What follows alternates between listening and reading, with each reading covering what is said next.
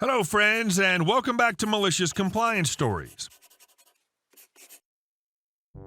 I honestly have never understood when you can be anything, ambivalent, nonchalant, curious, literally anything, why people choose me. Those Karens. But before we begin, don't forget to subscribe to our channel if you're new here and turn on notifications so you don't miss a new video every single day. Here we go. A Karen scolds me for not losing a leg. I'm 19 years old, and after a car accident when I was 10 years old, I lost my right hand and most of the mobility in my legs. This happened about 7 months ago. I'm the youngest of 3 brothers, and I was accompanying my older brother's girlfriend, Mary, who was 8 months pregnant, to the hospital because she had a checkup. As I can't drive and neither can she, we took a bus. It was full, and Mary let me sit in the preferential seat for disabled and pregnant women. As I can't walk well, I have to carry crutches and have a special prosthesis for my right hand that can hold the crutch. I started to feel a very soft and rhythmic touch on my right crutch, but I didn't give it much importance as I thought it was the rattling of the bus. Then, suddenly, I noticed a tug, and I turned to see what it could be. An old lady with red hair was looking at me with an angry face. She said to me very indignantly, "Let's see, young man. Answer when you're called, and don't use crutches to pretend, and let this girl sit in her seat." I was confused, and as expected, so was Mary. I asked the lady that when she had called me, apparently, she was the one with the touches. I explained to the lady my situation, and Mary told her that she was fine and that I needed the seat more than she did. Karen didn't think that was enough and demanded that I get up and let go of the crutches. At this point, I got angry as Mary is somewhat shy and you could see she was having a hard time. I took off my prosthesis and told the lady that if she wanted me to get up, she would have to hold me up. She then attacked with a splendid phrase, "If you want that seat, you should have lost your legs." At that moment, I pressed the bus stop button. Upon arriving at the stop, I explained what happened to the driver, and after some trouble and a threat to call the police, the Karen left the bus. After that, Mary apologized to me, even though it was not her fault. My brother was at work, and I offered to go with her.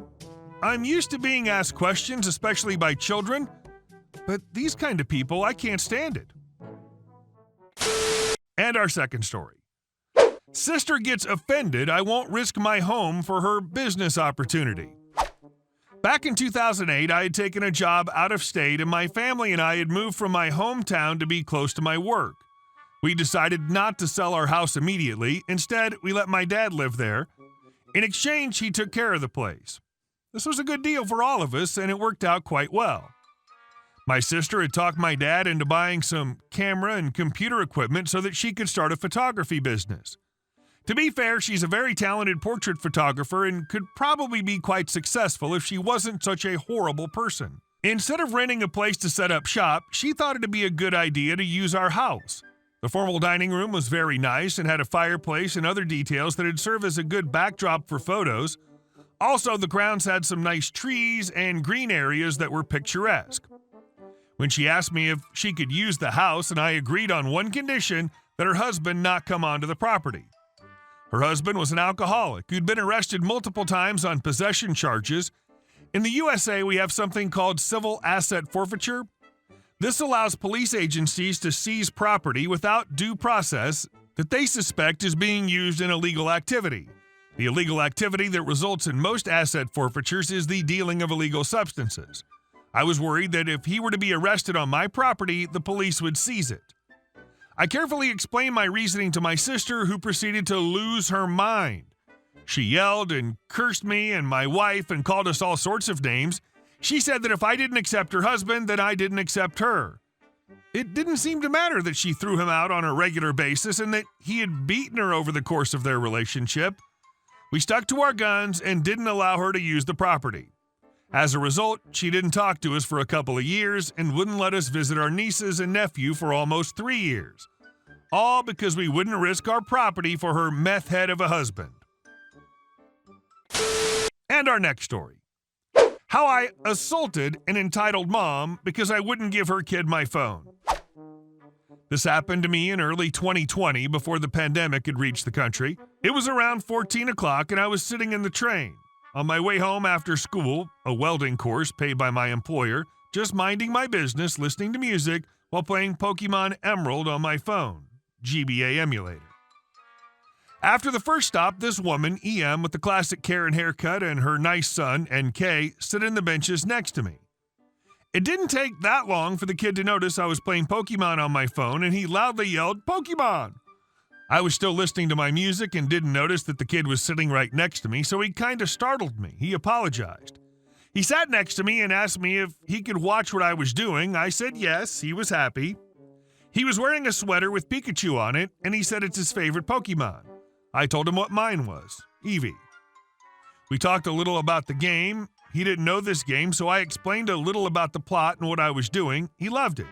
Even though the game is probably twice as old as the kid himself, he asked if he could play the game, but I politely said I'd rather not give my phone to other people. He simply said, "All right."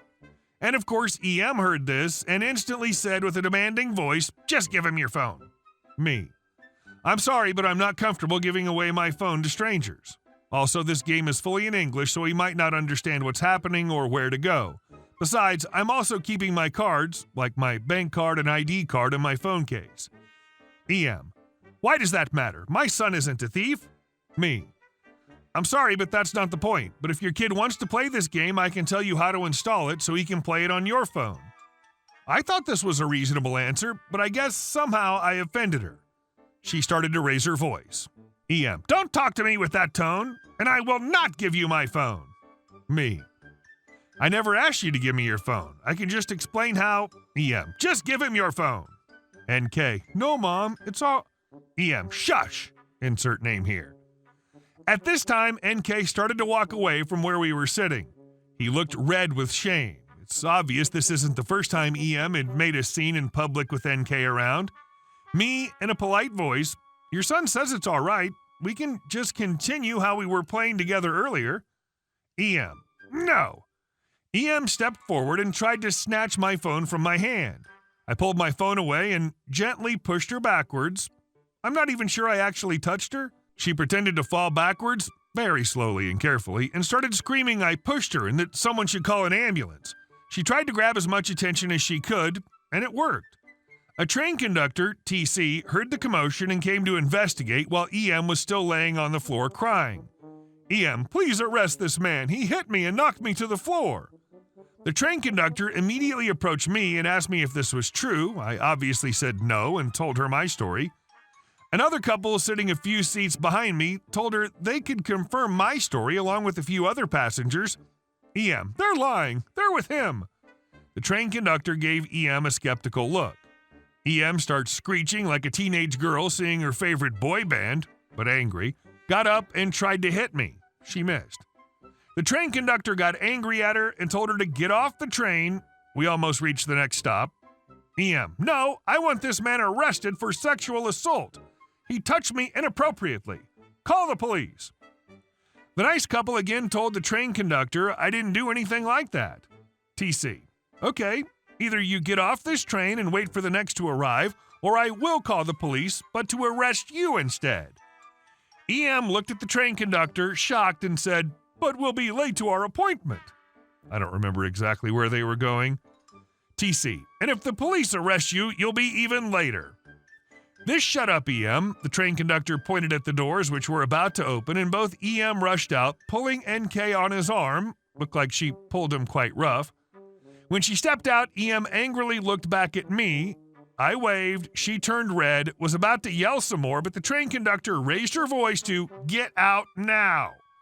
She rushed out of the train and the doors closed. The train conductor came towards me and asked if I was all right. EM didn't touch me at all or anything, so I just said yeah and thanked her. I just went back to playing my game and listening to music. I did see EM and NK a few weeks later on the same train and at the same time. We locked eyes, I waved, she gave me the finger, and she walked into the other direction. I still wonder if the nice kid was actually her son, since it's obvious that the kid didn't learn his manners from her. And our last story.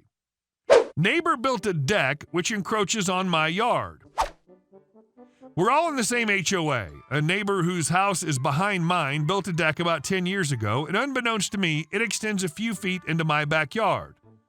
He was doing an appraisal a year ago, had a surveyor map out the original property lines, and made me aware that his deck was partially on my property.